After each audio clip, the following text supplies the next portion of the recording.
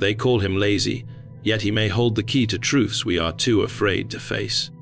Why does society tremble before those who refuse to play its game? Perhaps because the lazy genius awakens a fear buried deep in our collective soul. In this exploration, we enter the hidden corridors of the unconscious through the lens of Carl Jung's psychology. Here we will uncover why idleness, silence, and stillness, the very qualities scorned by a culture obsessed with productivity, might conceal the most dangerous form of wisdom. Stay with me as we unravel why society fears the lazy genius and why within that fear may lie your own forgotten power. They say every society builds itself upon rules, structures, and invisible agreements. From the moment you open your eyes in the morning, you feel it, the pull of the collective, urging you to move in step with everyone else. Work, progress, achievement, status, these are the rhythms that shape the modern tribe. Yet somewhere, at the edge of this circle, stands a figure who refuses to dance to the same drum. He does not rush. He does not chase. He does not seem to care about the frantic movement of the crowd. This figure is what we might call the lazy genius, and in the deepest symbolic sense, he embodies the archetype of the outsider. The outsider is as old as myth itself. Every culture, every story, carries his image, the wanderer, the dreamer, the trickster, the hermit who lives on the mountain. He does not quite belong, and that is precisely why he sees what others cannot. In Jungian psychology, the outsider carries the energy of the individual, standing apart from the collective unconscious, bearing truths that threaten the comfortable illusions of the group. When society calls someone lazy, it is often because they are not aligning with the common rhythm. They are not visibly striving, producing, or obeying the pace set by the herd. And this deviation sparks fear, for anything outside the pattern feels dangerous. But why is the outsider so threatening? Because he embodies the unknown. When a person refuses to conform, he reveals the fragility of the very rules we cling to. If one man can live differently, slower, quieter, more inward, then perhaps the frantic race we are running is not the only way. Perhaps it is not even the right way. This possibility shakes the foundations of collective identity. Society depends on everyone playing their part in the great machine of order, and the outsider reminds us that the machine is not inevitable. It is a choice, and one that could be abandoned. Carl Jung often spoke of the tension between the individual and the collective. The individual seeks wholeness, to realize their inner self, their deeper calling. But the collective seeks sameness, order, predictability. When you step away from the collective rhythm, you risk being cast out, misunderstood, labeled as lazy, unproductive, or strange. This is how the archetype of the outsider comes alive in modern times, not always as the mystical hermit in the forest, but as the quiet genius whose value is unseen, because it does not match society's narrow definition of worth. Think for a moment about what we call laziness. We imagine a body at rest, unwilling to act. Yet beneath this appearance, something else may be happening. The so-called lazy one might be listening, reflecting, or gestating new ideas in silence. He is not moving with visible speed, but inwardly he may be traversing landscapes of thought that others will never dare to enter. In myth, the outsider often carries secret knowledge, treasures discovered in solitude, revelations born in silence.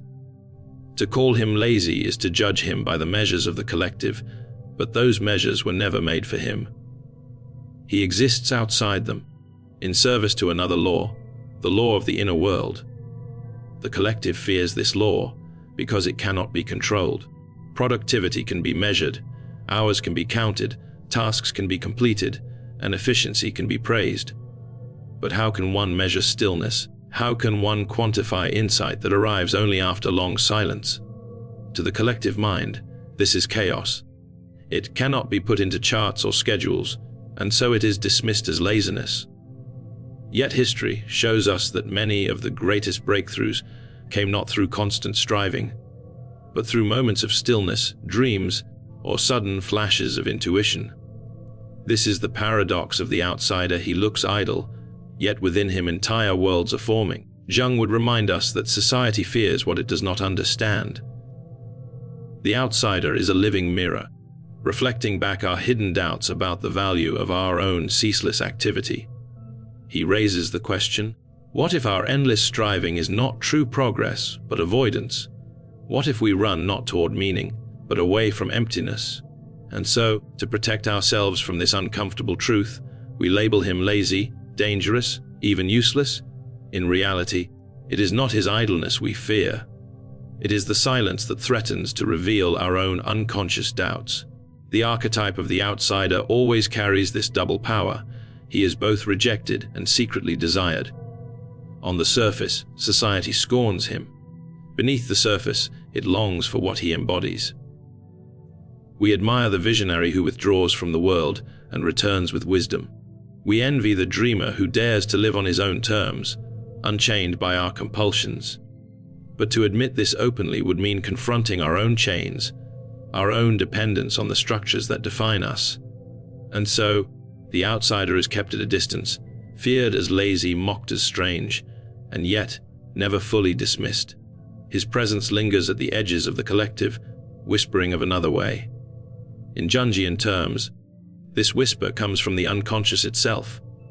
The outsider archetype rises when the collective has become too rigid, too one-sided, too obsessed with a single mode of being.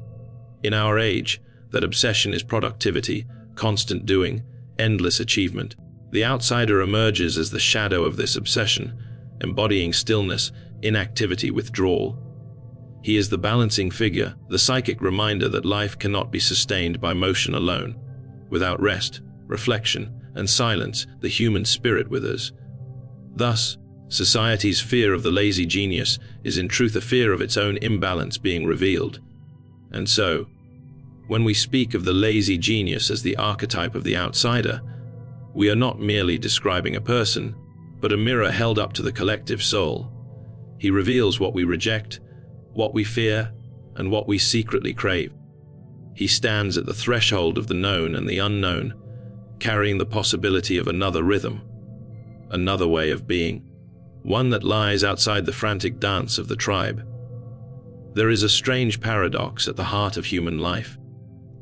We are taught from the beginning that movement creates meaning, that progress is the reward of effort, and that only through relentless activity do we prove our worth.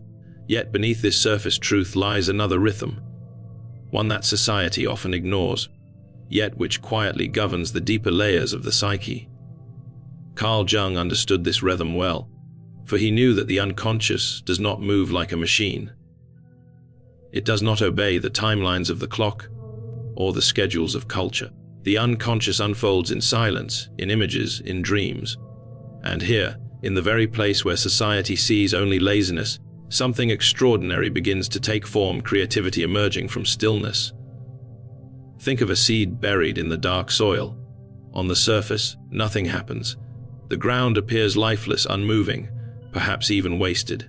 But beneath, the seed is stirring. Invisible transformations are underway. Delicate processes hidden from the eye.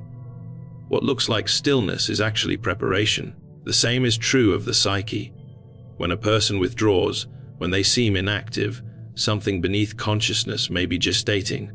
Images, memories, intuitions gather in the depths, waiting for their time to rise. What the world condemns as laziness may, in truth, be the secret labor of creation. Jung often spoke of the psyche as a self-regulating system. Just as the body heals itself when given rest, the psyche too seeks equilibrium. But the culture of endless productivity resists this. It demands constant output, constant proof of progress. To pause, to rest, to withdraw is seen as weakness, even failure. And yet, in the language of the unconscious, stillness is not absence. It is the womb of transformation. What the ego cannot accomplish through force, the unconscious often achieves through silence. The lazy genius embodies this paradox. On the outside, he may appear indifferent, uninterested in the demands of the world. He is not moving with the frantic pace of others, and this alarms those who measure life by visible activity.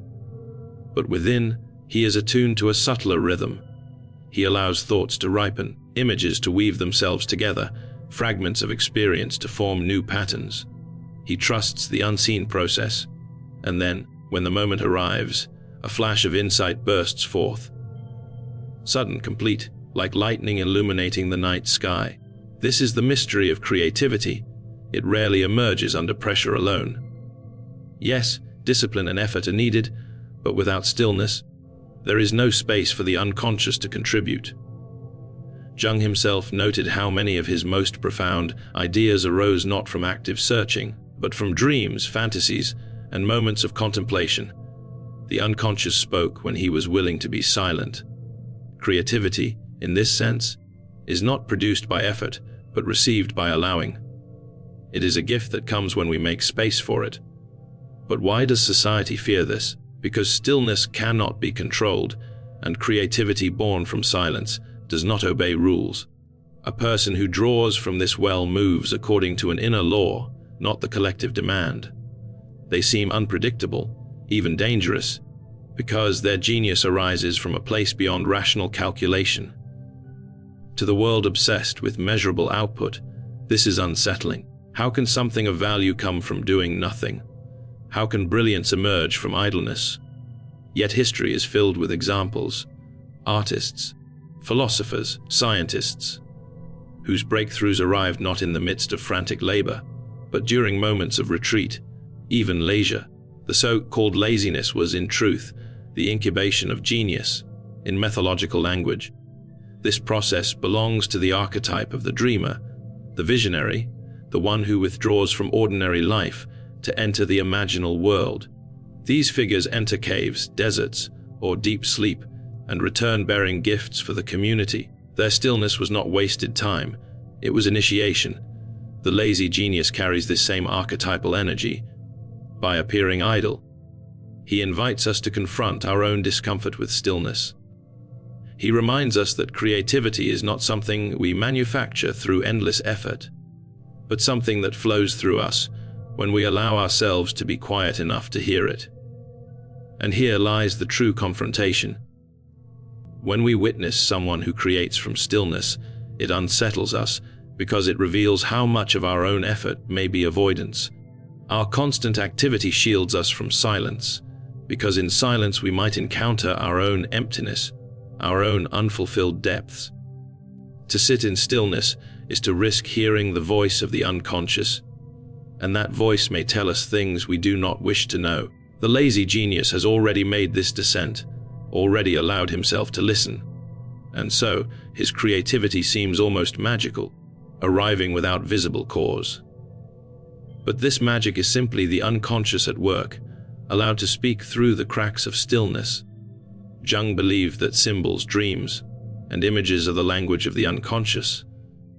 They come not when we demand them, but when we surrender to the stillness that allows them to surface. The lazy genius, by appearing inactive, has in fact created the inner conditions for these symbols to rise. He becomes a vessel, a channel through which the unconscious expresses itself. Society may mock him, accuse him of wasting time, but what they do not see is the invisible work occurring within him. The alchemy of the psyche, where chaos is slowly shaped into vision. To live in this way requires courage, for it is far easier to hide in constant activity than to face the silence of one's own depths. The lazy genius risks this silence, and in doing so, discovers what others cannot. His creativity emerges not from striving, but from surrender. And this surrender is what society fears most, because it reveals a truth that undermines the very foundations of our obsession with productivity, that the most transformative insights are born not from constant doing, but from daring to be still. Every age has its gods, and in our time the ruling deity is productivity. We are taught to measure our lives in hours, tasks, and achievements. From the moment we wake until the moment we collapse into bed, there is an unspoken command whispering in our ears: be useful, be efficient, be more. It is a voice that has grown so loud that we no longer recognize it as cultural. We believe it is nature itself. But Carl Jung would remind us that whenever a society worships one value too completely, the opposite value is pushed into the shadows, and in the shadows of our productivity, obsessed culture, lies the thing we dread most: laziness. To call someone lazy is not merely to describe their behavior, it is to cast a judgment, to label them as morally suspect, unworthy, even dangerous. Laziness becomes a stigma because it contradicts the collective myth we all serve. The myth that endless striving is the path to meaning. But what we repress does not disappear. It gathers energy in the unconscious, waiting to return in unexpected ways. This is the shadow of productivity culture, our fear of laziness, our rejection of stillness, our refusal to acknowledge the parts of life that cannot be measured by output. Think about how often you hear the language of productivity. We waste time.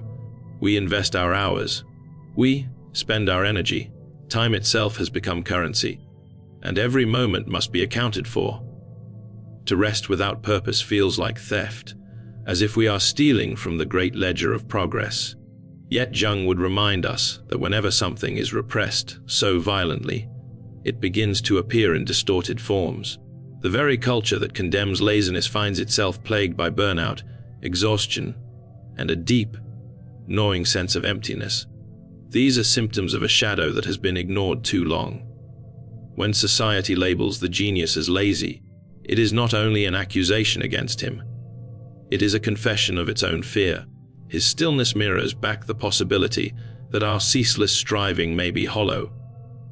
What if all our business is not meaning, but avoidance? What if productivity is a mask covering the terror of silence, the fear of encountering the deeper questions of existence? Jung described the shadow as that part of the psyche we refuse to acknowledge in ourselves. Laziness, then, is not merely an external trait we see in others. It is our own unclaimed shadow, projected outward. The lazy genius becomes the perfect vessel for this projection.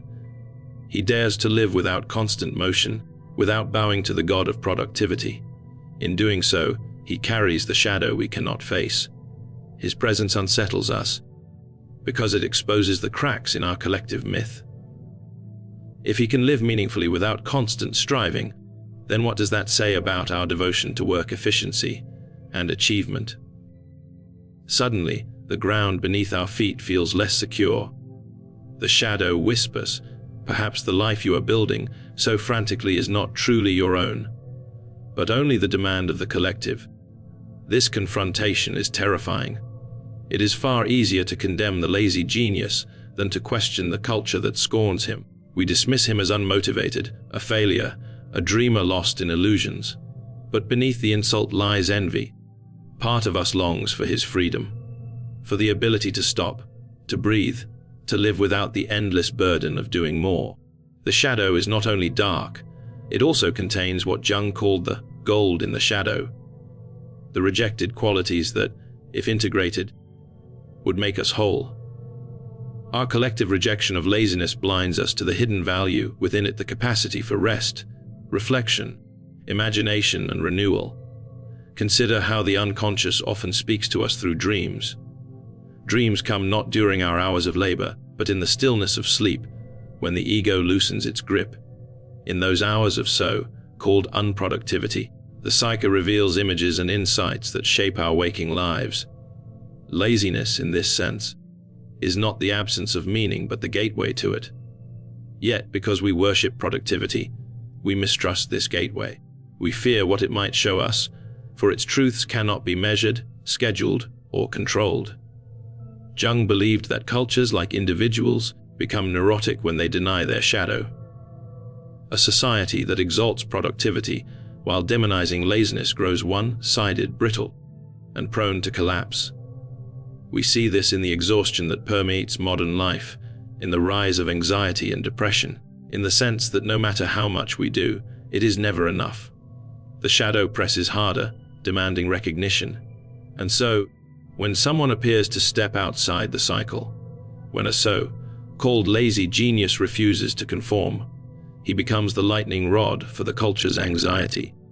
He carries the shadow publicly, and for this he is both feared and despised. but look closely at what is really happening. The productivity culture, by projecting its shadow, is not only condemning laziness, but also protecting itself from transformation. To acknowledge the value of stillness would require dismantling the myth that endless striving is the only path. It would require admitting that meaning may be found in ways that cannot be measured by output, status, or achievement, and this is a truth too destabilizing for the collective to bear. So instead, the lazy genius is sacrificed, made into a symbol of failure, so that society can preserve its illusion a little longer. Yet deep within, the psyche knows this illusion cannot last forever. What we reject will eventually return. Laziness, as the shadow of productivity, will not remain hidden. It will surface in our exhaustion, in our longing for rest, in the quiet voices of those who dare to live differently. The lazy genius is not only a threat, but also a herald, a sign that the balance must be restored. Society may fear him, but through him, the shadow is already speaking. In every mythology, in every culture across the world, there exists a mysterious figure who breaks the rules, bends reality, and exposes hidden truths through paradox. He is the trickster. Sometimes he is a god of mischief, sometimes a wandering fool, sometimes a clown who turns the world upside down with laughter and chaos. But beneath the humor, beneath the disruption, lies a sacred role. The trickster unsettles the collective order to reveal what has been denied. And when we speak of the lazy genius, we are touching this same archetype.